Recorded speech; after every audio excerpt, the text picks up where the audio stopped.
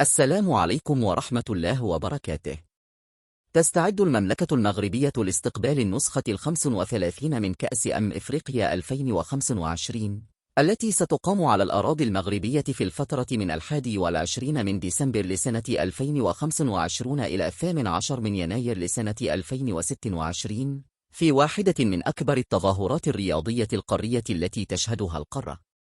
ومن المتوقع أن يحضر حفل افتتاح البطولة شخصيات كروية وسياسية بارزة من داخل المغرب وخارجه، إضافة إلى قيادات الاتحاد الإفريقي لكرة القدم وممثلي الاتحادات الوطنية المختلفة، وذلك احتفاء بانطلاق النسخة التي تحمل طابع الاحتفال بالكرة الإفريقية في بلد ينظر إليه كأحد أهم العواصم الرياضية في القارة. وسيقام حفل الافتتاح يوم الأحد 21 من ديسمبر 2025 بمباراة الافتتاح الرسمية بين المنتخب المغربي مضيف البطولة ونظيره منتخب جزر القمر.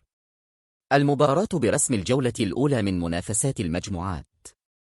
وستجرى المقابلة على أرضية المجمع الرياضي الأمير مولاي عبد الله في الرباط، الذي يتسع لنحو 70,000 متفرج، وهو ملعب رائد في استضافة الأحداث الكبرى على 8:00 بتوقيت المغرب.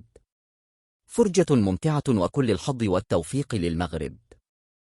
المرجو الاشتراك والضغط على زر الإعجاب دعماً لنا لتقديم توقيت المقابلات. شكراً.